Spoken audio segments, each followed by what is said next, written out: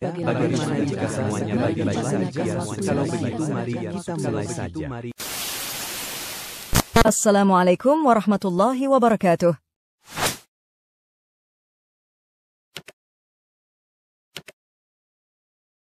Abu Hurairah Al-Dausi.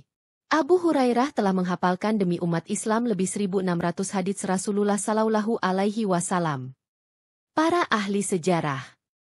Tidak diragukan bahwa Anda sudah mengetahui bintang kejora dari kalangan para sahabat Rasulullah Shallallahu Alaihi Wasallam ini. Adakah orang dalam umat Islam yang belum mengenal Abu Hurairah? Orang-orang pada masa jahiliyah memanggilnya dengan Abdu Syamsin, hamba matahari. Begitu Allah Subhanahu wa Ta'ala memuliakan dirinya dengan Islam dan bertemu dengan Nabi Shallallahu Alaihi Wasallam yang bertanya kepadanya, "Siapa namamu?" Ia menjawab, "Nama saya adalah Abdu Syamsin." Lalu Rasulullah bersabda, "Bukan. Namamu sekarang adalah Abdurrahman." Ia membalas, "Baik. Namaku mulai sekarang adalah Abdurrahman. Demi ibu dan ayahku ya Rasulullah."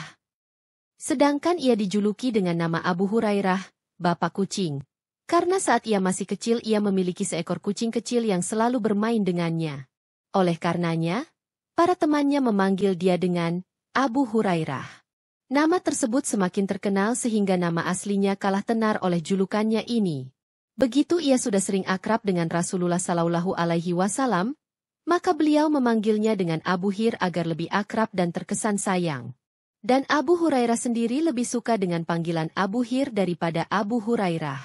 Dan ia pernah berkata, "Kekasihku Rasulullah memanggil diriku dengan nama tersebut.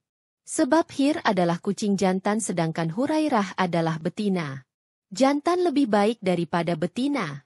Abu Hurairah masuk Islam lewat Al-Tufail bin Amr Al-Dausi. Ia menetap di Daus hingga tahun ke-6 Hijriah saat ia bersama utusan kaumnya datang menghadap Rasulullah Shallallahu Alaihi Wasallam di Madinah.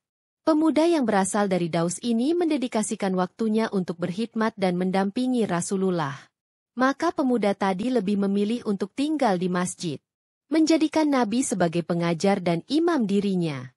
Sebab ia sendiri dalam hidupnya tidak beristri dan beranak. Dia hanya memiliki seorang ibu tua renta yang terus berusaha untuk mengajaknya kembali kepada kemusyrikan. Abu Hurairah tidak pernah jemu untuk mengajak ibunya untuk masuk ke dalam Islam, karena ia merasa kasihan dan ingin berbakti kepadanya. Akan tetapi ibunya selalu menolak dan membantah ajakannya. Abu Hurairah pun meninggalkan ibunya. Dan ia merasa bersedih karena sikap ibunya sehingga kesedihan tersebut menguasai relung hatinya. Pada suatu hari Abu Hurairah mengajak ibunya untuk beriman kepada Allah dan Rasul-Nya.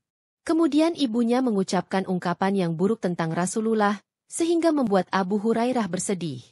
Maka Abu Hurairah pergi menemui Rasulullah sambil menangis. Nabi Shallallahu Alaihi Wasallam bertanya kepadanya, "Apa yang membuatmu menangis, wahai Abu Hurairah?" Ia menjawab, "Aku tidak pernah merasa bosan untuk mengajak ibuku masuk ke dalam Islam. Akan tetapi ia terus menolak ajakanku. Hari ini aku mengajaknya lagi. Namun ia mengucapkan hal buruk tentang dirimu. Berdoalah kepada Allah agar ia mau mencondongkan hati ibu Abu Hurairah ke arah Islam." Maka Nabi Shallallahu Alaihi Wasallam pun langsung berdoa untuk ibu Abu Hurairah. Abu Hurairah berujar, "Aku pun segera kembali ke rumah. Ternyata pintu rumah telah terbuka, aku mendengar ada suara air dari dalam dan aku berniat masuk ke dalam. Namun ibuku langsung berkata, 'Diam di tempatmu, ya Abu Hurairah.' Kemudian ia mengenakan bajunya dan berkata, 'Masuklah.' Begitu aku masuk, ibuku langsung berkata, 'Asyhadu alla ilaha illallah wa asyhadu anna Muhammadan abduhu wa rasuluhu.' Aku kembali menemui Rasulullah dan aku menangis saking gembiranya persis seperti aku menangis karena aku merasa sedih sebelumnya.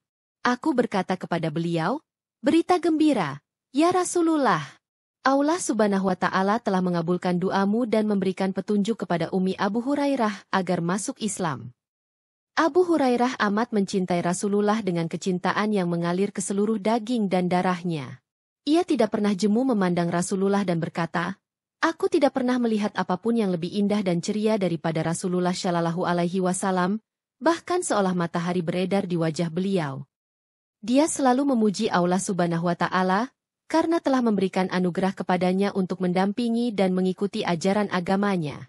Ia berkata, segala puji bagi Allah yang telah memberikan petunjuk kepada Abu Hurairah sehingga masuk Islam. Segala puji bagi Allah yang telah mengajarkan Al-Quran kepada Abu Hurairah. Segala puji bagi Allah yang telah memberikan anugerah kepada Abu Hurairah untuk menjadi sahabat Muhammad Sallallahu Alaihi Wasallam. Sebagaimana Abu Hurairah amat mencintai Rasulullah, ia juga amat mencintai ilmu dan menjadikan ilmu tersebut sebagai kebiasaan serta cita-citanya. Zaid bin Sabit mengisahkan, saat aku, Abu Hurairah dan seorang sahabatku lainnya sedang berada di masjid untuk berdoa dan berzikir kepada Allah Subhanahu wa Ta'ala, lalu datanglah Rasulullah ke arah kami dan duduk di hadapan kami. Lalu kami pun diam. Rasulullah bersabda, lakukanlah lagi apa yang sedang kalian lakukan. Saya dan sahabatku berdoa kepada Allah sebelum Abu Hurairah dan Rasul Sallallahu Alaihi Wasallam mengaminkan doa kami. Kemudian Abu Hurairah berdoa, ya Allah, aku meminta kepadamu seperti apa yang dipinta oleh kedua sahabatku. Aku minta kepadamu ilmu yang tidak pernah terlupa. Kemudian Rasulullah mengucapkan, amin. Lalu kami meminta kepada Allah ilmu yang tidak bakal terlupa. Namun Rasulullah bersabda, kalian sudah didahului oleh pemuda Al-Dausi ini. Sebagaimana Abu Hurairah mencintai ilmu untuk dirinya, ia pun menyukai apabila ilmu tersebut dapat bermanfaat buat orang lain. Salah satunya adalah saat ia suatu hari sedang melewati pasar Madinah. Dia merasa aneh dengan manusia yang sibuk oleh urusan dunia dan tenggelam dalam urusan jual-beli. Kemudian ia berdiri di hadapan mereka dan berkata, alangkah lemahnya kalian, wahai penduduk Madinah. Mereka menjawab, apa yang membuat kamu mengira bahwa kami adalah lemah, wahai Abu Hurairah? Ia menjawab, harta warisan Rasulullah sedang dibagikan sedangkan kalian masih saja berada di sini. Apakah kalian tidak mau pergi ke sana dan mengambil jatah kalian? Mereka bertanya, di mana beliau sekarang, wahai Abu Hurairah? Ia menjawab, beliau berada di masjid. Maka mereka pun segera berlari terburu-buru. Sementara Abu Hurairah menunggu mereka sehingga mereka kembali. Begitu mereka melihat Abu Hurairah mereka berkata, wahai Abu Hurairah, kami sudah datang dan masuk ke dalam masjid, akan tetapi kami tidak mendapati apapun dibagikan di sana. Abu Hurairah bertanya kepada mereka, apakah kalian tidak mendapati seorang pun berada di masjid? Mereka menjawab, tentu kami melihat ada orang yang sedang sholat. Beberapa orang sedang membaca Al-Quran dan beberapa orang sedang mempelajari halal dan haram, ilmu fikih. Abu Hurairah langsung berkata, celaka kalian, itulah harta warisan Rasulullah Sallallahu Alaihi Wasallam. Abu Hurairah tidak memberikan perhiasan kepada anaknya bukan karena pelit dan kikir akan harta, sebab dia adalah orang yang amat dermawan di jalan Allah Subhanahu wa Ta'ala. Marwan bin Al-Hakam pernah mengirimkan kepadanya 100 dinar emas. Keesokan harinya Marwan mengirimkan seorang utusan yang menyampaikan kepada Abu Hurairah, bahwa pembantuku keliru telah memberikan dinar-dinar tersebut kepadamu. Padahal yang aku tuju adalah orang lain selain kamu. Abu Hurairah merasa kesal dan berkata, aku akan memberikannya di jalan Allah Subhanahu wa Ta'ala dan tidak ada 1 dinar pun yang tersisa padaku. Jika hakku di Baitul Mal telah keluar, maka ambillah saja uang tersebut. Marwan melakukan hal itu hanya untuk menguji Abu Hurairah. Begitu sudah terbukti, maka Marwan yakin bahwa Abu Hurairah adalah orang yang benar. Abu Hurairah semasa hidupnya selalu berbakti kepada ibunya. Setiap kali ia hendak pergi meninggalkan rumah, ia akan berdiri di depan pintu kamar ibunya dan berkata, semoga keselamatan, rahmat dan berkah Allah atasmu, wahai ibuku. Ibunya akan menjawab, semoga keselamatan, rahmat dan berkah Allah juga atasmu, wahai anakku. Abu Hurairah kemudian berkata, semoga Allah merahmatimu sebagaimana engkau telah membesarkan aku di waktu kecil. Ibunya membalas, semoga Allah merahmatimu sebagaimana engkau berbakti kepadaku saat aku sudah tua. Kemudian bila ia telah kembali ke rumah, ia akan melakukan hal yang sama terhadap ibunya. Abu Hurairah amat menyerukan kepada manusia untuk senantiasa berbakti kepada orang tua dan menjaga hubungan kerabat, silaturahmi. Suatu hari ia melihat ada 2 orang pria sedang berjalan bersama, di mana salah satunya lebih tua dari lainnya. Abu Hurairah bertanya kepada orang yang lebih muda, "Siapakah orang ini bagi dirimu?" Orang tersebut menjawab, "Dia adalah ayahku." Abu Hurairah berpesan kepadanya, "Janganlah engkau memanggil dia dengan namanya. Janganlah berjalan di depannya dan janganlah duduk sebelum ia duduk." Abu Hurairah menangis saat ajal akan datang kepadanya.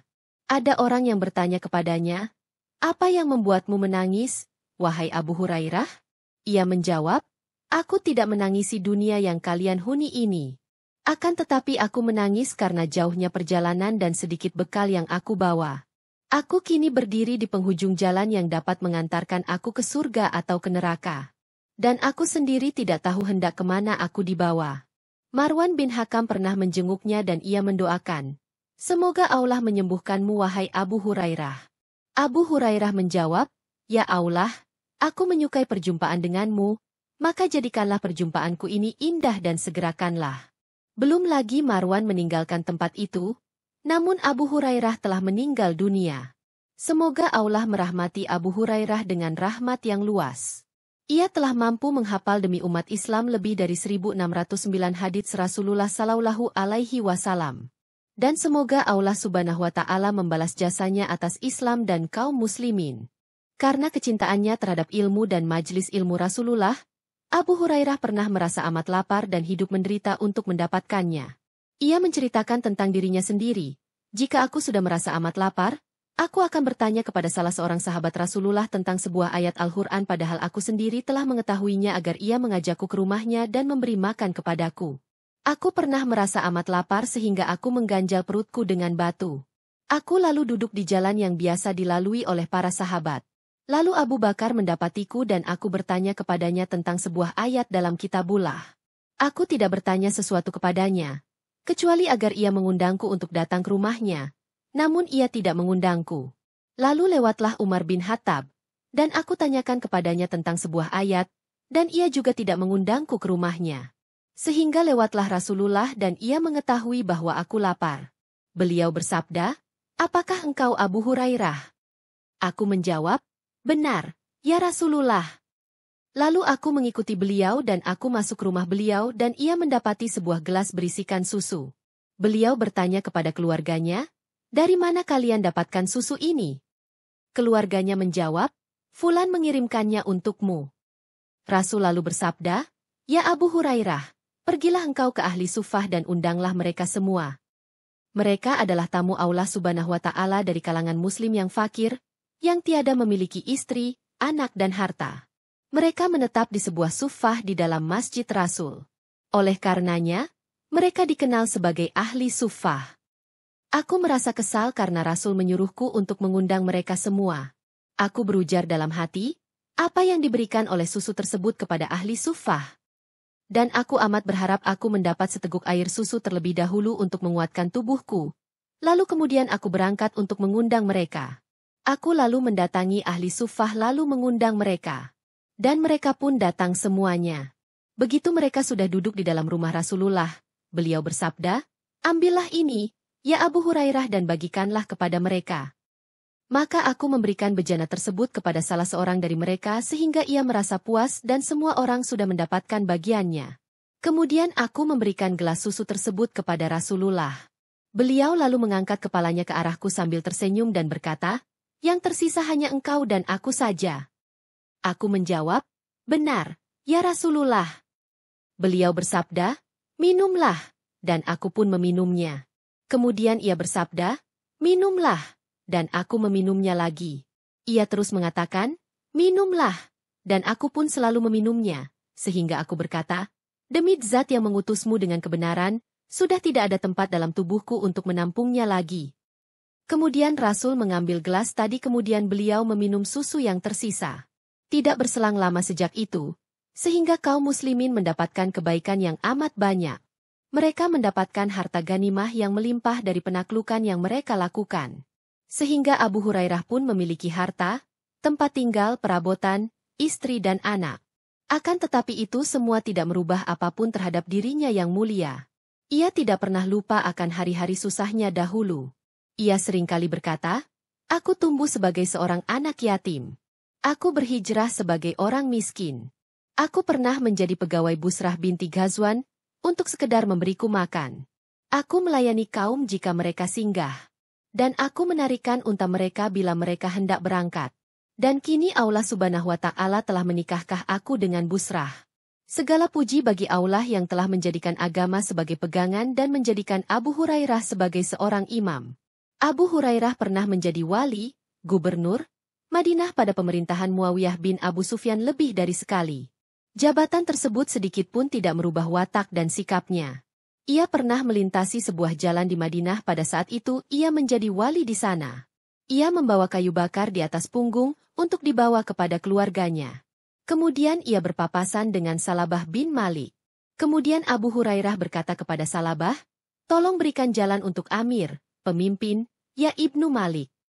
Salabah membalas, "Semoga Allah merahmatimu. Apakah engkau belum merasa cukup sehingga masih mengerjakan hal ini?" Abu Hurairah membalas, "Berikan jalan untuk Amir dan kayu bakar yang ada di punggungnya." Selain terkenal sebagai orang yang luas ilmunya dan berbudi luhur, ia juga dikenal sebagai orang yang bertakwa dan wara. Ia selalu berpuasa di siang hari, dan pada seperti malam pertama ia sudah bangun untuk ibadah. Kemudian pada paruh kedua malam, ia membangunkan istrinya sehingga istrinya beribadah pada sepertiga kedua dari malam. Kemudian istrinya pada separuh malam terakhir membangunkan putrinya untuk beribadah. Maka ibadah kepada Allah Subhanahu wa Ta'ala tidak pernah berhenti sepanjang malam di rumah Abu Hurairah. Abu Hurairah pernah memiliki seorang budak wanita berasal dari Zinji. Mereka kaum dari Sudah, yang pernah berlaku kasar kepada Abu Hurairah. Seluruh keluarga pun menjadi kesal. Abu Hurairah lalu mengambil cambuk untuk dipukulkan ke arah budak wanita tadi. Namun Abu Hurairah berhenti dan berkata, "Kalau saja tidak ada Qisas di hari kiamat, aku pasti akan menyakitimu sebagaimana engkau menyakitiku. Akan tetapi aku akan menjualmu kepada siapa saja yang dapat membayar hargamu, dan aku lebih butuh terhadap uang tersebut. Sekarang, pergilah.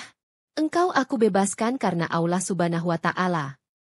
Putrinya pernah berkata kepada Abu Hurairah, "Ayah, anak-anak gadis lain menyindirku dan berkata, 'Mengapa ayahmu tidak menghiasi dirimu dengan zahab, emas?'" Abu Hurairah menjawab, "Wahai anakku, katakan kepada mereka, ayahku takut bila aku terkena panasnya lahap, api neraka.